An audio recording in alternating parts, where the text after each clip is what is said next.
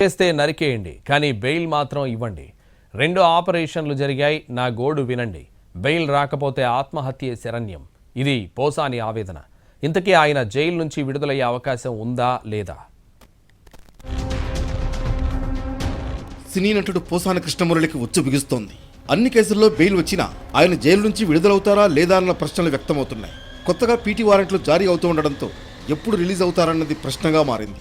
CM Chandrababu, deputy CM Pawan, మంత్రి లోకేష్ను దూషించారని TDP, Janasena శ్రేణులు చేసిన ఫిర్యాదుతో పోసానిపై 17 కేసులు నమోదయ్యాయి. గత నెల 26న అన్నమయ్య జిల్లాలో నమోదైన కేసులో ఆయన అరెస్ట్ అయ్యారు.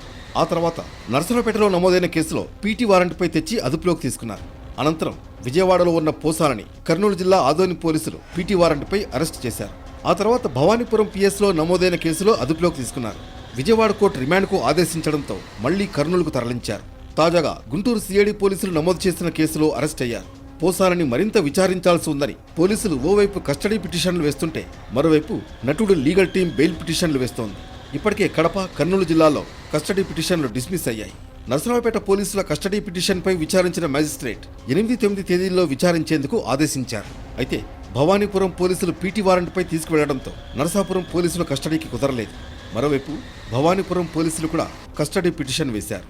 అన్నమయ్య జిల్లా, భవానీపురం, ఆదోనిలో నమోదైన కేసుల్లో బెయిల్ రావడంతో పోసాని జైలు నుంచి విడుదలవుతారని భావించారు. అనూహ్యంగా గుంటూరు సిఐడి పోలీసులు రాత్రికి రాత్రే కర్నూలు చేరుకుని పీటీ వారెంట్ను జైలు అధికారులకు సమర్పించారు. సిఐడి పోలీసులు బందోబస్తు మధ్య పోసాలని గుంటూరుకు తరలించారు. ఈ నెల 26 వరకు ఆయనకు కోర్టు రిమాండ్ విధించింది. ఈ సందర్భంగా జడ్జి సమక్షంలో పోసాని భావోద్వేగానికి గురై కన్నీళ్లు పెట్టుకున్నారు. తాను తప్పు చేస్తే నరికేయాలని, తన ఆరోగ్య పరిస్థితి బాగోలేదని వాపోయారు. ఇప్పటికే 2 ఆపరేషన్లు అయ్యాయని, స్టెంట్లు కూడా వేశారని తెలిపారు. 2 రోజుల్లో బెయిల్ రాకపోతే ఆత్మహత్య శరణ్యమని ఆవేదన వ్యక్తం చేశారు.